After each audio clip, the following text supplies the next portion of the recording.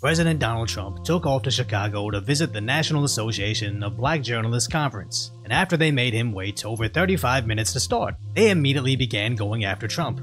You have used words like animal and rabbit to describe black district attorneys.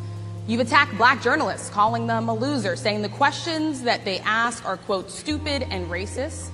You've had dinner with a white supremacist at your Mar-a-Lago resort. So my question, sir, now that you are asking black supporters to vote for you, why should black voters trust you after you have used language like that? Well, first of all, I don't think I've ever been asked a question in such a horrible manner. First question.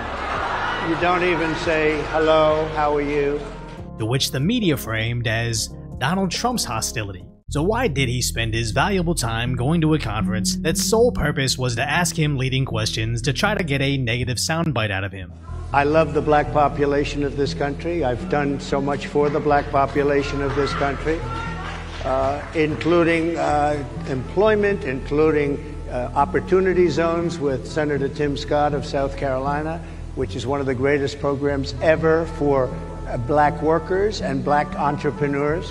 I've done so much, and and I say this, historically black colleges and universities were out of money, they were stone cold broke, and I saved them, and I gave them long-term financing, and nobody else was doing it.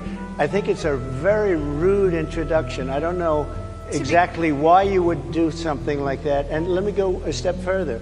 I was invited here, and I was told my opponent, whether it was Biden or Kamala, I was told my opponent was going to be here. It turned out my opponent isn't here. Which was true. They did invite Harris, to which she ignored. Every presidential election cycle, we invite the presidential candidates to come. We extend that to anyone who is a nominee, and in this case, we have two presumptive nominees.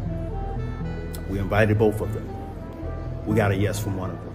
As apparently she didn't need to be there, as the interviewer was just going to defend Kamala for her. Do you believe that Vice President Kamala Harris is only on the ticket because she is a black woman? Well, I can say no, I think it's maybe a little bit different. So I've known her a long time indirectly, not directly very much, and she was always of Indian heritage, and she was only promoting Indian heritage. I didn't know she was black until a number of years ago when she happened to turn black, and now she wants to be known as black.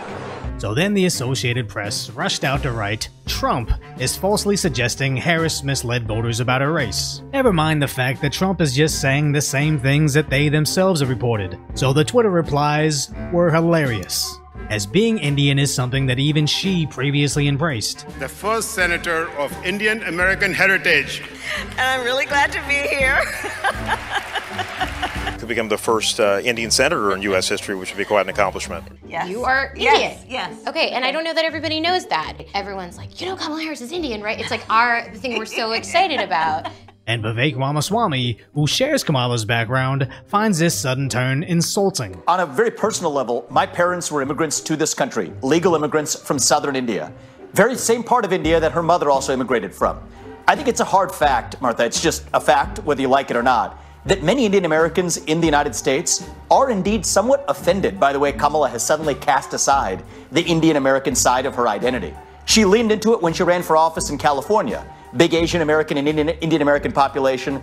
So she wore that when it was convenient. She's wearing a different identity now when it's politically convenient on a national stage. But apparently, being racial fluid is now perfectly acceptable. She wants to be known as black, so I didn't know, is she Indian or is she black? Wow. She has always, this is unclear, I respect either one, but she obviously doesn't because she was Indian all the way and then all of a sudden she made a turn and she went black. Your response to those comments?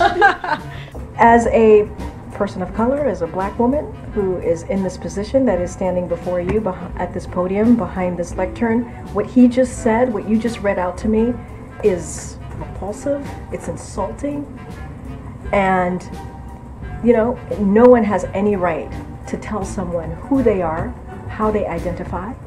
That is no one's right. It is someone's own decisions.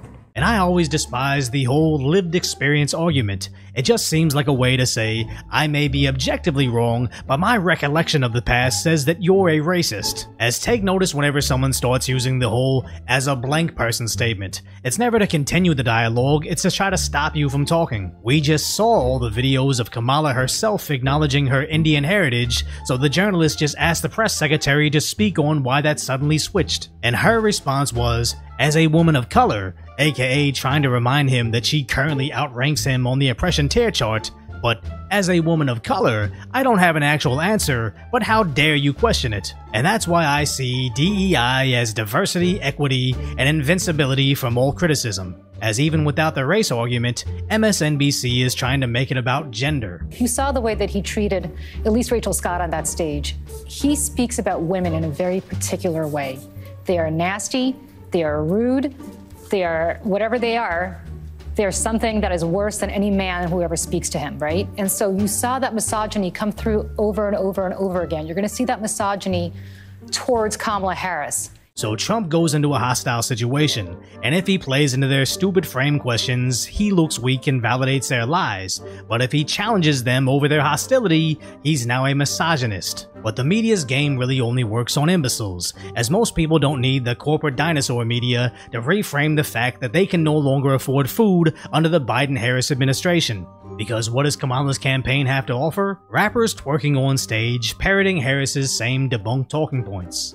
Now I know my ladies in the crowd love their body. Real hot girl. And if you want to keep loving your body, you know who to vote for. Hey! And outright lies their audience just eats up. It's also the same place to launch the first African-American woman to run for president. There is absolutely no part of Kamala Harris that is African American, and I don't know which reality is worse. The one where her voter base is simply going to allow Netflix levels of race swapping, or that her voter base thinks either Jamaica or India is part of the African continent.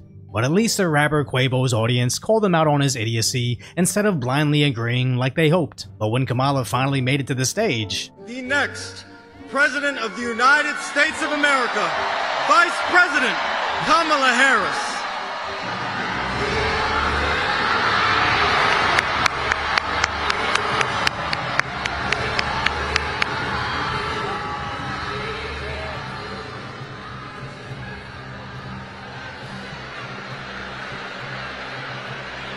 Just a second.